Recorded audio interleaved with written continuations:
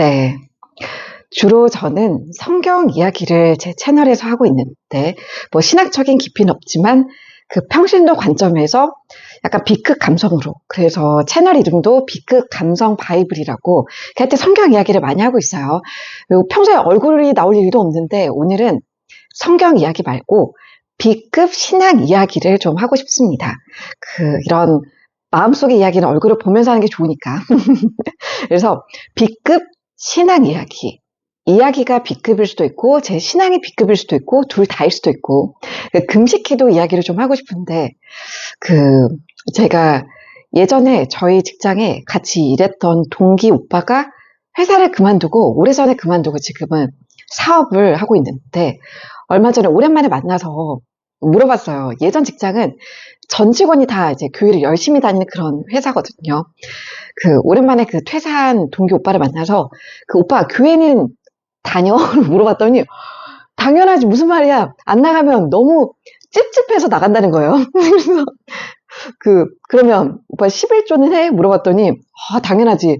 안 내면 너무 찝찝해서 11조도 꼬박꼬박 정확하게 한다는 거예요. 그래서 그거를 은혜라고 해야 될지, 하여튼 너무 약간 집에 와서도 계속 고개를 갸우뚱거리면서, 찝찝해서 하는 거를 뭐라고 봐야 되나 이런 생각이 들면서 약간 속으로 평가는 아니지만 오빠에 대한 여러 가지 생각을 했는데, 최근에 나도 오빠랑 좀 비슷한 지점이 있구나. 결은 좀 다르지만 그런 생각이 들었어요.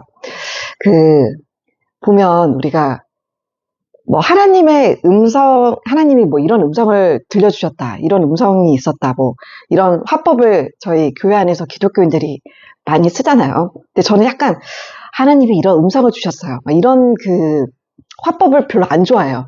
예전에 제가 안 좋아하는 사람이 그런 말을 많이 써서 그럴 수도 있는데, 그냥 본인의 다짐을 너무 이렇게 하나님의 음성에 너무 이렇게 그렇게 표현하는 것 같다는 그런 의심 아닌 의구심도 있고, 또 가끔은 너무 모든 약간 잘못된 현상이나 자신의 행동에 대해서 사탄이 역사했다, 이런 표현도 약간 좀 사탄이 억울한 경우가 왕왕 있겠다. 저는 약간 너무 사탄 탓으로 돌린다, 나의 책임조차, 막 이런 생각도 들어서 사탄이 역사했다, 이런 표현도 약간 좀 지양하고.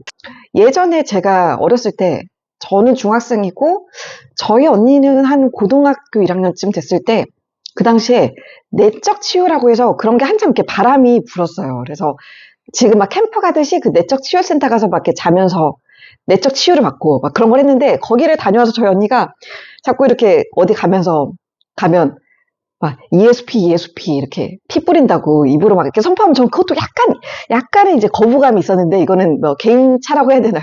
저의 성향인데, 하여튼 그런 전데, 저는 그래서 이렇게 하나님이 우리를 너무 사랑하시고 다 알지만, 가끔 이제 저희 언니가 뭐 이렇게 하는 걸 하나님이 기뻐하실까, 너무 하여튼 모든 것에 그렇게 너무 말할 때, 하나님 관심 없어. 이제 너무 이렇게 너무 영적인 것으로 다 해석하려고 하는 것에 대한 약간의 그런 거부감이 있는데, 그럼에도 저도 삶에서 이거는 정확한 하나님의 사인이다, 이렇게 느끼는 부분이 있어요.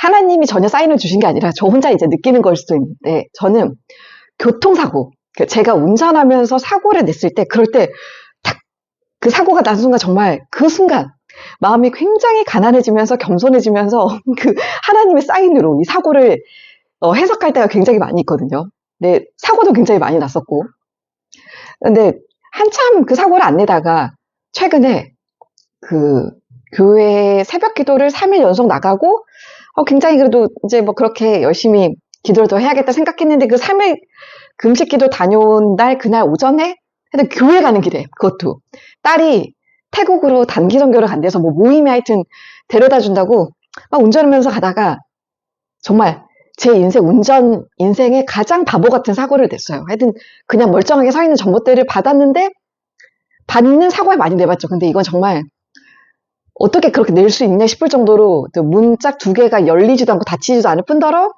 본체까지 먹어서, 정말 올여름에 새 차로 바꿔야 되는데, 이 차를 팔아야 되는데, 하여튼 이런 아주 중요한 시점에 사고가 나서, 정말 그 순간 정말 또 마음이 굉장히 가난해지고 겸허해지고, 뭔가 내 삶에 하나님이 정확히 브레이크를 거시는구나를, 하나님이 사인을 안 주셨을 수도 있지만 저는 그런 사인을 하여튼 이번에 사고를 통해서 좀 느끼면서, 금식 기도, 또 마침 이제 그런 일이 최근에 있었는데, 이번 주에 교회 갔더니 이제 40일 기간을 정해주시고 성도들이 자율적으로 40일 금식 기도에 참여하도록 작정표를 쓰도록 하더라고요.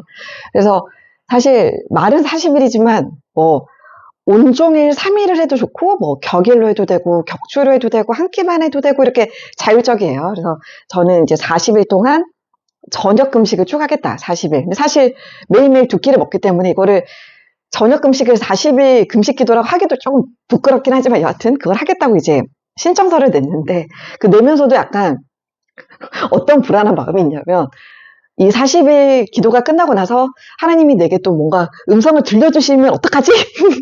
이게 뭐냐면, 보통은 간절한 기도 제목을 갖고 하나님 이번에 정확한 응답을 주시면 좋겠다 이런 케이스들이 많잖아요. 근데 저는 뭔가 응답이 있을까 봐 두려운 거예요. 왜 그러냐면 굉장히 이상한 건지는 알지만 제가 그 회사에서 저희는 신년에 가장 큰 사역으로 제가 다니는 회사가 3일 금식 기도회를 해요. 특별. 그래서 이제 전 직원들도 참여해서 3일 동안 금식을 하는데, 이게 지사장님이 뭐 직원 누구에게 너는 며칠 금식해 뭐 새끼 다 굶어 이런 거 물어보지도 않아요. 그냥 자율이에요. 그래서 저는 애사심이었는지 회사에 대한 축성이었는지 아니면 정말 신앙에 대한 열정, 하나님에 대한 사랑이었는지 모르겠지만 그 3일 금식을 다 했어요. 그래서 하나님의 은혜 가운데 3일 금식을 잘 마치고 그 다음 해가 돼서 또 신년 3일 금식 기도회 또 이제 사역이 시작되니까 그때도 당연히 지난해도 했으니까 올해도 3일 다 새끼 금식을 하겠다. 이렇게 금식 기도회에 참석을 했습니다. 사실 이게 또 재밌는 게 지사장님은 직원들마다 누가 얼마나 몇 끼를 며칠 굶느냐를 물어보진 않지만 그때 회사 식당이 더 붐벼요. 뭔가 모르겠지만 왠지 굶어야 된다고 생각하니까 더 배고팠는지 여하튼 이건 여담인데. 그래서 그렇게 하여튼 2년 연속 3일 금식 기도회를 하고 그해 두 번째 이제 3일 금식 기도를 했던 그해 1월에 금식을 했고 그해 가을에 저는 14년 넘게 다녔던 직장에서 퇴사를 했습니다. 제가 회사를 그만둘 거라고는 정말 아무도 그만뒀던 그만뒀던 그 사직서를 냈던 그 주 월요일에 저도 몰랐어요. 근데 하여튼 저는 그래도 농담으로 그 두 번 3일 금식하고 퇴사 응답으로 받았다고. 그래서 다음에 후배가 또 그 3일 금식 기도회 시작한다고 회사에서 하길래 나 두 번 하고 회사 그만뒀잖아. 이렇게 농담으로 말을 했는데, 이번에 교회에서 40일 작정 기도회 작정문을 내면서 한편으로는 그냥 하나님이 또 뭔가 브레이크를 거실까봐 그게 약간 좀 걱정이 되더라고요. 얘가 도대체 무슨 얘기를 하고 있는 거 하실 텐데, 제가 말씀드렸죠. B급 신앙 이야기라고. 이야기도 B급일 수도 있고, 제 신앙도 B급일 수도 있고, 여러분은 어떠세요? 그러니까 간절한 제목을 가지고 간절하게 기도하고 응답받으신 경험들이 있는 분들도 많으실 텐데, 여러분의 이야기도 궁금한데, 하여튼 저는 굉장히 좀 이상하고 불온한 마음, 뭔가 좀 하여튼 떨리는 마음, 약간 다른 색깔로 하여튼 떨리는 지금 마음으로 이제 40일 금식 기도회, 저녁만 굶는 거지만, 네, 이제 곧 시작을 합니다. 네. 40일 또 지나서 또 후기를 나누도록 할게요. 근데 그 사이에 또 자동차 사고가 안 나면 좋겠고, 하여튼 그렇습니다.